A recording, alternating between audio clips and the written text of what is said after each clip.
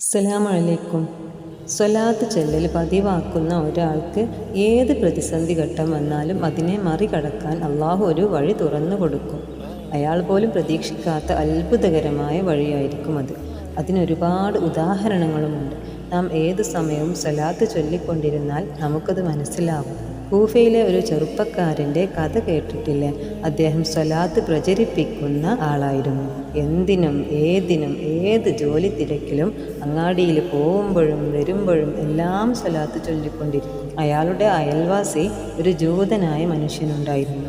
അദ്ദേഹം സ്വലാത്തിൻ്റെ വിരോധിയുമായിരുന്നു. എങ്ങനെയെങ്കിലും ഈ മുസ്ലിമിൻ്റെ സ്വലാത്തൊന്ന് നിർത്തിക്കിട്ടണമെന്ന് ഉറപ്പിച്ച് ആ ജൂതന് ഒരു കുതന്ത്രം മെനഞ്ഞു. അയാളുടെ കൈവശം കോടിക്കണക്കിന് വിലമതിക്കുന്ന ഒരു രത്നക്കല്ലുണ്ടായിരുന്നു. അതയാൾ ഈ പാവപ്പെട്ട സ്വലാത്ത് ചൊല്ലുന്ന ആളെ സൂക്ഷിക്കാൻ ഏൽപ്പിച്ചിട്ട് പറഞ്ഞു, ഞാൻ ബാഗ്ദാദിലേക്ക് 10 ദിവസത്തിന് ഒരു പര്യടനത്തിന് പോവുകയാണ്. ഞാൻ വരുന്നത് വരെ ഈ രത്നം നിങ്ങൾ സൂക്ഷിക്കണം.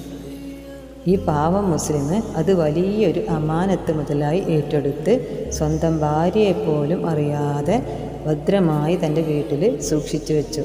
എന്നാൽ ജൂതനായ മനുഷ്യൻ ഇയാൾ അറിയാതെ പോകുന്നതിന് മുമ്പ് തന്നെ ഇദ്ദേഹം ആ രത്നക്കല്ല് സൂക്ഷിച്ചിടത്തു നിന്ന് എടുത്തു കൊണ്ടുപോയി.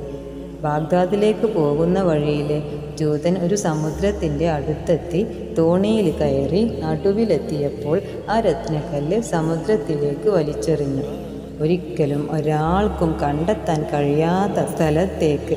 ഇനി തിരിച്ചു തരാൻ പറയുമ്പോൾ സ്വലാത്ത് ചൊല്ലുന്ന ആൾ എങ്ങനെ അത് തിരിച്ചു തരും എന്നായി ഇദ്ദേഹത്തിൻ്റെ മനസ്സിൽ. അയാൾ മടങ്ങി വരുന്ന ദിവസം ഇതൊന്നും അറിയാത്ത പാവം മുസ്ലിന് ജൂതന് വേണ്ടി ഭക്ഷണം ഒരുക്കാൻ തൻ്റെ ഭാര്യയോട് പറഞ്ഞിട്ട് മത്സ്യം വാങ്ങാൻ മാർക്കറ്റിൽ പോയി.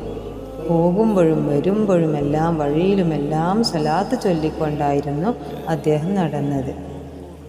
ജൂതൻ തിരിച്ചെത്തിയതും ഒന്നും അറിയാത്ത പോലെ അദ്ദേഹം രത്നക്കല്ല് തിരിച്ചു തരാൻ പറഞ്ഞു. ഭക്ഷണം കഴിച്ചിട്ടല്ലേ നല്ലത് എന്ന് മുസ്ലിം പറഞ്ഞപ്പോൾ എനിക്ക് ആദ്യം വേണ്ടത് രത്നക്കല്ലാണെന്നും അയാൾ പറഞ്ഞു. ഉടനെ സ്വലാത്ത് ചൊല്ലിക്കൊണ്ട് മുസ്ലിമായ ഈ പാവം രത്നക്കല്ല് നോക്കിയപ്പോൾ ഇന്നാലില്ല, അതവിടെ കാണാനില്ല. അദ്ദേഹം ആകെ അമ്പരന്ന് വെപ്രാളപ്പെട്ട് സ്വലാത്ത് ചൊല്ലിക്കൊണ്ട് തന്നെ രത്നം തിരഞ്ഞു. ജൂതന് ഉള്ളിൽ ഊറിച്ചിരിക്കുകയായിരുന്നു. എവിടെ കണ്ടെത്തട്ടെ, സ്വലാത്ത് ചൊല്ലിയാൽ ബാഗ്ദാദിലെ നടുക്കടലിൽ ഉപേക്ഷിച്ച രത്നക്കല്ല് തിരിച്ചു കെട്ടുമോ എന്ന് ഒന്ന് അറിയാലോ. അദ്ദേഹം മനസ്സിലിങ്ങനെ പരിഹസിച്ച് ചിരിച്ചുകൊണ്ട് പറഞ്ഞു. അതേസമയം മുസ്ലിമിൻ്റെ ഭാര്യ ജൂതനെ സൽക്കരിക്കാൻ ഭർത്താവ് കൊണ്ടുവന്ന് മീൻ മുറിക്കുകയായിരുന്നു. മീനിൻ്റെ വയറ് കീറിയതും സുബ്ഹാനല്ലാഹ്, അതിൻ്റെ വയറ്റിനുള്ളിൽ ഒരു രത്നക്കല്ല്.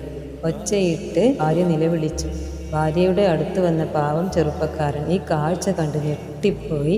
അയാൾ ആകെ ബോധം കെട്ടു വീണു. ഈ ബഹളമെല്ലാം കേട്ട് വന്നു നോക്കിയ ജൂതൻ ഈ കാഴ്ചകൾ കണ്ട് അമ്പരന്ന് കരച്ചിലോട് കരച്ചിൽ. ഇത് സ്വലാത്തിൻ്റെ അത്ഭുതമാണ്. ബാഗ്ദാദിലെ നടുക്കടലിൽ ഉപേക്ഷിച്ച രത്നം അപ്പോൾ തന്നെ ഒരു വലിയ മത്സ്യം വന്ന് വിഴുങ്ങിയതാണ്. ജൂതൻ തിരിച്ചു വരുന്ന അതേ ദിവസം തന്നെ അത് ഈ സ്വലാത്തിൻ്റെ ആളുടെ വീട്ടിൽ തന്നെ അള്ളാഹു എത്തിച്ചു. അള്ളാഹു അക്ബർ. മനസ്സിലാക്കാൻ അള്ളാഹു തൗഫീഖ് നൽകട്ടെ. ആമീൻ.